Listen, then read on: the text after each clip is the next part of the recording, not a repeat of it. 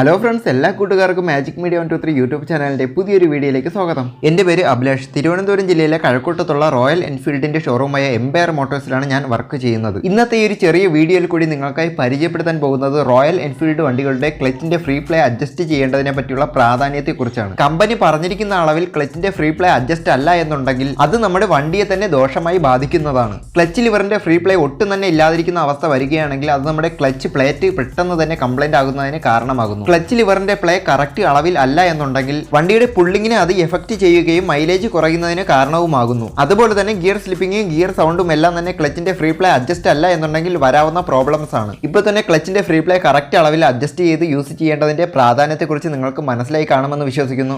Classic, standard, Thunderbird, Electra എന്നീ വണ്ടികൾക്കെല്ലാം തന്നെ ക്ലച്ചിന്റെ free play വരുന്നത് 3.2 മുതൽ 3.4 mm എന്ന അളവിലാണ്. മുൻപ് ഇതിന്റെ അളവ് വന്നിരുന്നത് 2.2 മുതൽ 2.4 mm എന്ന അളവിലാണ്. പക്ഷേ ഈ ഒരു അളവിൽ ഒരുപാട് വണ്ടികൾക്ക് ഗിയർ ടൈറ്റും ഗിയർ സൗണ്ടും എല്ലാം വരുന്നതിന് കാരണമായി. അതുകൊണ്ട് കമ്പനി അപ്ഡേറ്റ് ചെയ്ത ഒരു അളവാണ് 3.2 മുതൽ 3.4 mm വരെ എന്നുള്ളത്. ഹിമാലയൻ വണ്ടികളുടെ ക്ലച്ച് ലിവറിന്റെ ഫ്രീ പ്ലേ വരുന്നത് 2 മുതൽ 3 mm വരെയാണ്. ഇന്റർസെപ്റ്റർ മോഡൽ വണ്ടികളുടെ ക്ലച്ചിന്റെ ഫ്രീ പ്ലേ വരുന്നത് ഹാൻഡിൽ ബാർ മൊത്തമായി ലെഫ്റ്റിലേക്ക് തിരിഞ്ഞിരിക്കുന്ന സമയത്ത് 2.5 മുതൽ 3 mm വരെയാണ്. ഹാൻഡിൽ ബാർ സ്ട്രെയിറ്റ് ആയിരിക്കുന്ന സമയത്ത് 2.5 മുതൽ 5 mm വരെയാണ് ഇന്റർസെപ്റ്റർ മോഡൽ വണ്ടികളുടെ ക്ലച്ച് ലിവറിന്റെ ഫ്രീ പ്ലേ വരുന്നത്. ഇനി അടുത്ത മീറ്റിയോർ വണ്ടികളുടെ ക്ലച്ച് ലിവറിന്റെ ഫ്രീ പ്ലേ നോക്കുകയാണെങ്കിൽ ഹാൻഡിൽ ബാർ ലെഫ്റ്റിലേക്ക് തിരിക്കുന്ന സമയത്ത് 10 മുതൽ 12 mm വരെയും ഹാൻഡിൽ ബാർ സ്ട്രെയിറ്റ് ആയിരിക്കുന്ന സമയത്ത് 10 മുതൽ 16 mm വരെയാണ് ക്ലച്ച് ലിവറിന്റെ ഫ്രീ പ്ലേ വരുന്നത്. റോയൽ എൻഫീൽഡിന്റെ സർവീസ് സെന്ററുകളിൽ വണ്ടി എത്തിച്ച് കൃത്യമായിട്ടുള്ള അളവിൽ ക്ലച്ചിന്റെ ഫ്രീ പ്ലേ അഡ്ജസ്റ്റ്മെന്റ് ചെയ്യാവുന്നതാണ്. പിന്നെ മീറ്റിയോർ വണ്ടികളിൽ വന്നിട്ടുള്ള ഒരു പ്രധാന അപ്ഡേറ്റ് ആണ് ക്ലച്ച് കേബിളിന്റെ റൂട്ടിംഗ്.